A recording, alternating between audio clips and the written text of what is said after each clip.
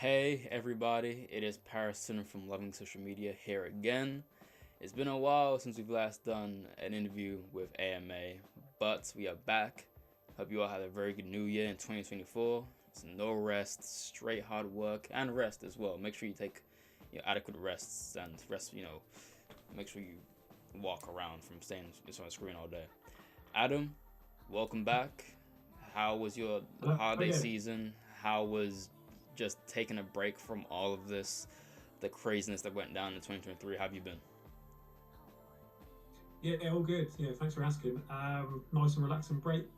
Always goes too quick, as we always say. Plenty of stuff to do, little ones to entertain, many a Christmas party to attend, a few sore head days, it's fair to say. But yeah, all good. All good. And obviously back to the grind now, and 2024, it's a massive year for us. You know what I'm going to say next, Pariston. It's all about the big switch off for us. So this is the year that we need to make and try and help as many customers as we can.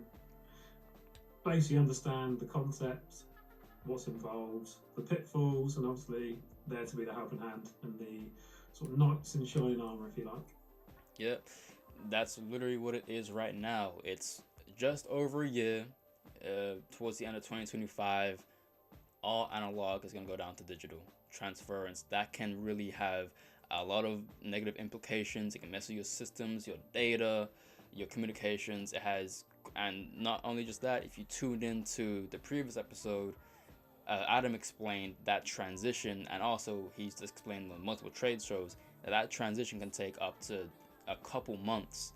So if you're just getting onto the digital wave when it happens, when it attacks, hey, just be prepared to have a few cold couple months ahead of you, because we were warning you from months prior that you want to get on this today as soon as possible. But we're not here to talk about that specifically. We're here to talk about this hypothetical reality, right? That in the field of science, they're talking about between now and 2025 that potentially the sun could emit a solar flare that could really strike the earth and, attack its atmosphere. Now, why this is important on just a general global scale, it's important because it could really disrupt the satellite communications and telecommunications, which means they predict, allegedly, that this could knock out the internet for an entire month. I'm going to say that again, knock out the internet for an entire month. And I'm saying that generously. Now, Adam, you work in this space. You understand this space. Now, for some people, they may say, no, in there for a month, cool, go outside. Just stay off your TikTok and your phone and your Instagrams and talk to real people. But I don't think they understand the gravity of that situation. I understand the gravity of the situation. But I think you should explain from your profession and your industry why that is such a detrimental thing for if there was potentially no internet for an entire month. Not even just a week, not a day, an entire month. Oh, massive, Pariston. I guess the first flip side from a personal level is there's no Netflix. So what are you going to do to fill the time? Exactly. So again, you pointed out, we'll have to actually have human interaction and conversations, which to some might be quite scary. But yeah, we all know that any business really, there's obviously there's a few sectors that don't rely day in, day out on the internet, or can sort of tick along and sort of find ways with like a pen and paper, old school, diary taking or appointment taking. But I would probably confidently say 90% plus of businesses in this current day and age need connectivity. It's as simple as that. You need some sort of connectivity source. Traditional internet, obviously on our phones, we've all got 3G, 4G, so a data connection. You're still doing your FaceTime a bit, so your WhatsApp, that still needs connectivity. So I think if what obviously has been proclaimed may happen, it's going to be massive. Of course it would be. Anyone who can't live a day or an hour without internet, massive problems. If you're talking 3-4 weeks, maybe longer. It all depends on what damage that does to the infrastructure. And I guess it always comes down to a classic plan B or C or D at this point. What are your other plans in place? So say if internet was suddenly switched off. I don't know if any of you guys have seen that not documentary, that Netflix series. Forgive me, I can't remember its name, but we'll add that in the notes. But basically, when there's a cyber attack, and then someone's hacking into all the Tesla cars and just making them drive and destroy themselves. Have you seen it, Preston? Is this sounds like a Black Mirror episode? Is it Black Mirror? Do you know what I think it's called? Yeah. Black Mirror is one of those like episodic shows where it shows. I've seen like a couple episodes. I'm not really too big into it, but to those that don't know it, essentially it just depicts kind of dystopian scenarios to where they're watching in all your technological devices, or they're constructing every day of your life. Think of like the Truman Show, but a lot more contemporary, and it isn't that wacky. It's like they're watching us from this interview right now, and I'm actually a robot that's constructing this from the factory way back when. So it's kind of like that. But yeah, as Adam just mentioned, it may not be that extreme, but he talked about Netflix as he's like, there's no Netflix, but as a joke. But think about the entire Netflix company. They rely predominantly entirely on internet for their streaming services. That's a whole month of no revenue, no money coming in. Investors will have to pull out. Let's talk about Uber Eats, Just Eats. No one can order these foods no more. No pre-orders. Let's talk about video game services. People who actually make a dependency on online streaming services. There's no money coming in through that. There's no money coming in through telecommunications. You can't get services, because you can't contact certain people. Those who are in long distance relationships, you can't talk to your spouse, to your partner. There's a lot of bad things and bad implications that come from that, and people will lose a lot of money. And they projected that these would have effects that would take, years to rectify, like literal years to rectify, just from 1 month. Like, we saw COVID, and we're still kind of trying to get out of that financial deficit still. You just think like how everyone's become accustomed to that it's just part of your everyday life. I'll just jump online, or I'll jump on Instagram, or jump on Facebook. I'll see what Netflix series we're going to get stuck into next. All those factors you just take for granted because you just know turn on your device or pick up your device or whatever, and it's going to be there. If that's then gone, what else would you do? And obviously, from a business perspective, it's quite hard to plan for, because especially if you are completely online. Yeah, exactly. I guess the question would be to any business is, can you survive with a long period of no connectivity? And some of you watching this may have experienced an outage with your current supplier that's lasted 2-3 days. And imagine the stress and the uproar and every other factor that's sort of brought into play. So unhappy customers can't contact you or get through. You can't process certain things on your daily regular business basis. So whether that's processing the payments, whether that's looking at your booking CRM, whether that's accessing your catalogs or whatever you may do, just things again you take for granted.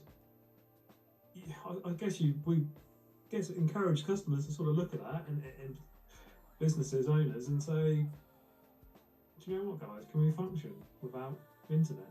Could we actually do it, or would this cause us to, like you said, Preston, would it cause us to basically come to a standstill? Money dries up. If you're obviously a medium or even an enterprise-based business, does that affect investors? Does that lead to board disruption? Obviously, we don't want to sort of scaremonger and say this is definitely going to happen. Yeah, no. But no. It's always sort of factors that you just don't think about. Yeah, no. And even you've probably been sort of thinking along, will it happen? Won't it happen? But you've got to sort of think. There is chat, and it's got to be taken. Anything's got to be taken semi-seriously. And again, the obvious question is, can you function in the cold light of day without an internet connection? I pretty much guarantee. No. I'd say 95% of businesses would say no. It would kill us. No, it really would, because we could just have a couple of days max. If you're talking weeks, forget it. Yeah. We'll have to close the doors. Obviously, that would be horrendous for not only that respective business owner, the industry that they're working in, but of course the economy. Of so course. There's a lot of factors in that, and obviously we just hope and pray that this is all chat and it doesn't actually come it doesn't actually happen, because just to make off the most obvious observation, wire transfers, you can't send no money to anybody who depend on these type of internet vendors. So that's probably one of the biggest things. That's just from a business standpoint. Now, not to get too into the sociological aspects of it, but people around my demographic, around my age, who we live on the internet, especially those below my age as well. I was born essentially into the foundations of like the digital age. A little before I was still outside, but those who were born into the 2010, 2008 kind of age, like 2005, what can they do? Like, you can't even use a phone for anything at that point. So yes, this is a very grave type situation. But like I said, hypothetical. It may not even happen. But if it does happen, hey, you gotta start learning how to ride a bike again. Now, get the fresh air. Yeah, fresh air. God forbid it happens during like a winter season. If it happens during like a winter season, then yeah, we're all done. Now, my second question is a departure from this solar flare paranoia, but it goes into this. Well, it kind of still leads on to how we interpret generations. So, if you don't know, Adam's business, AMA, it caters towards essentially any and all businesses, whether it be the opticians, the salons, the corporate enterprises, so on and so forth. There isn't necessarily a market AMA cannot reach. They have certain specifics, and they have certain areas in which they are far more optimal for, e.g. like the salons and the opticians, but they're very versatile. So when it comes down to communicating with these various markets and these various generations that occupy these markets, how difficult do you find that transition in talking from the salon owners to the opticians, from the opticians to the stockbrokers to the food vendors, so on and so forth, because each one have a different type of interpretation of what this audio marketing means to them, visual marketing means to them, cybersecurity means to them. Not all of them are going to really have that same type of notion that a salon owner will have.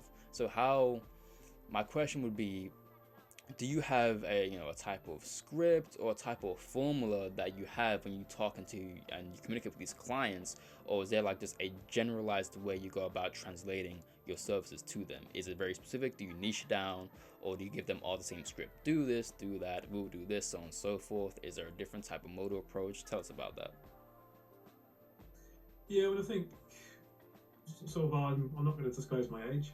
But I'm lucky enough to sort of seen both sides. So at school, it was one computer in the corner of a room, and you were lucky if you got 5 minutes on it. The initial Commodore 64 for all the gamers out there. That was the first computer that you could actually play the dot games on, like Pac-Man in its basic form.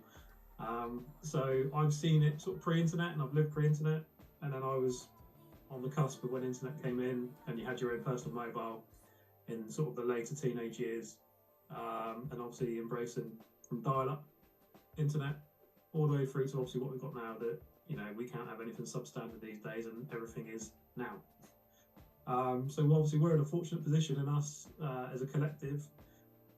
We obviously have slightly different age ranges, should we say, but we can approach each respective prospect or customer that wants to work with us using those skills.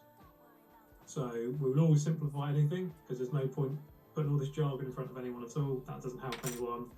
It might make you sound big, smart, and clever, but at the end of the day, it's on a need to know basis. And from a customer's perspective, they just want to know basically what it is, what it's going to do for them, what the benefits are, obviously the features involved, and of course, ultimately, the actual price.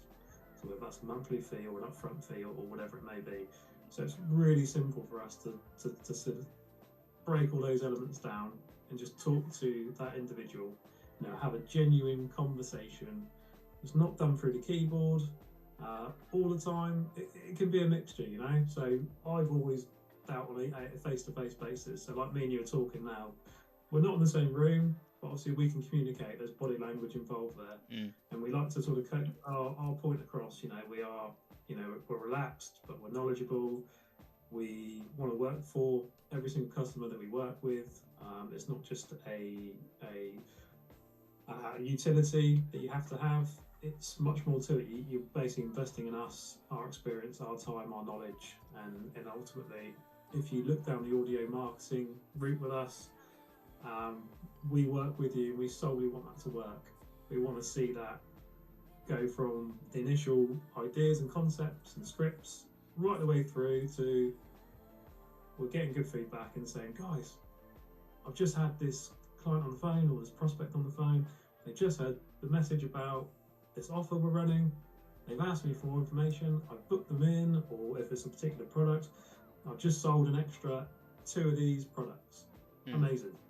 That is music to our ears, because that means that all our hard work and investment, taking the time to understand that customer, their beliefs, what they're trying to do, their brand, ultimately what their end goal is. If we can get them, in baby steps, sometimes it's not baby steps, sometimes it's one big leap.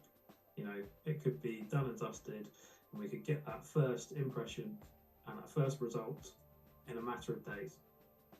So it's all just, I guess, changing hearts and minds is to see, embrace the technology that's available to you. So what was available 10 years ago, it's obviously moved on tenfold in this day and age, and it's just helping, I'd say, the slightly more aged, if you like, prospects understand, and again, strip out the jargon, just make it nice, simple, straightforward.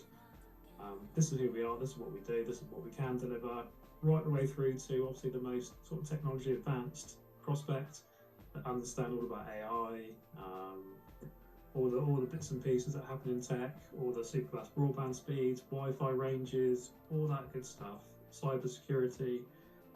So again, we can tailor that to that prospect, and really sort of work with them. So again, it's got to be a perfect fit and a perfect solution for their business, and that's what we strive to do. And that's sort of our foundation, really. It's all based on customer service first and foremost. Yes, that's a throwaway comment that most will say we're the best in the business, but we genuinely feel from the feedback we've had and the clients we're working with that we are the step above anyone else in this industry, and we do genuinely care about every single customer we work with. There's a lot to dissect with that one, and one of the biggest things is just walking and owning that ultimate confidence. It doesn't make any sense to own the business you have, to dedicate years into cultivating that profession only to say, I'm okay at it, I'm decent at it. No, you want to have that type of notion that you are the greatest at this. But the biggest takeaway from that is that anyone who may look at this as too much of a, multiplicity type of service, he broke it down by saying the core function, the functional benefit, the core components of it is easily transferable. It doesn't matter where you are or who you are, your service is not out of our reach. And then AMA will then make it within their own prerogative to understand your brand a step further so you can get the most out of said service. That goes into consultancy, and then that's why they hone, and that's why they have the great reviews, and that's why they have that type of reputation, because they don't just start and end with installing a new broadband or Wi-Fi service or helping you with your audio marketing. No, it's understanding why this sound works better than this sound, why this form marketing is better than this form marketing, why we can't tell 2 opticians the same thing. Even if you want to niche down, you can't tell 2 opticians the same things from different locations, different areas, different ethnic groups, different demographics. There are so many specifics, and there are so many areas within these categories that you have to break down And you don't, as as Adam said, you don't get that with like a lot of different type of people. They see a generalized formula. This works for them, so it's gonna work for you. This can work for you, but let's make sure that this is very compatible with you. That's the difference. It's going from working to compatibility, and that's how you really separate yourself from everybody else. Yeah, 100%. It's just being authentic. We are who we are. And we generally care, and just trying to help people. Especially if they're unsure. And there's so many other companies out there that are in our sector and line of work, if you like, in terms of connectivity and telephony. Others do offer audio, but it's sort of off the shelf stuff, and there's no real appetite to do it. It's kind of a bolt on. That's if you want it, there you go. We'll have to get something done. Whereas we know, flipping on its head, for us, so any customer that wants to work with us, it's your client experience or your patient experience, depending on obviously your business. It's you want to keep them returning back to you and spending their money with you as opposed to any other business. Because I'm sure you've all got competitors, Yeah. So what makes you unique and what makes you stand out that they basically say, I'm going to use Adam or Pariston as an example. I'm going to stay loyal to Pariston because my experience of him is second to none. I can phone him when I go into his business, say he's a barber shop as an example, streaming music. The Wi-Fi is good, I can get onto the Wi-Fi, I've got an own guest network that I can go on there. I can go and do some work in there whilst I'm with them. Just and there may be some audio playing, and they may put some music tracks, but also have some promotional content coming through the speakers. Again, something we consider as all part of the client experience. So all these little touch points can make such a big difference. And if you make the environment comfortable, there's no desire from that individual to look elsewhere. If they're comfortable, they're happy, they're getting value for money, why would they then go, I'm not going to use Pariston anymore, I'm going to go down the road to the John's barbershop because it's £1 less for the haircut. Can't guarantee that every single one wouldn't do that because some are price dependent, but those who really truly value the overall experience, they're going to be loyal to you, Pariston. They're going to stick with you because they get the experience that they think they deserve, and rightly so. Yeah, which is why this is a great note to end off on, which as a marketer, talking to another marketer, we both understand that convenience is good, and we do get acquisition and retention from convenience, but like you say, they stay because of who we are. They stay because of what we offer them, and we say because we can help humanize their experience. We don't just look at them as numbers or sales figures, but we look at them as actual human beings with ambitions and motivations and their own autonomy with that one too. So this can be applied to any field you are in, but when we talk about telecommunications, where it's in the name, communications, you must be receptive to their needs and their desires.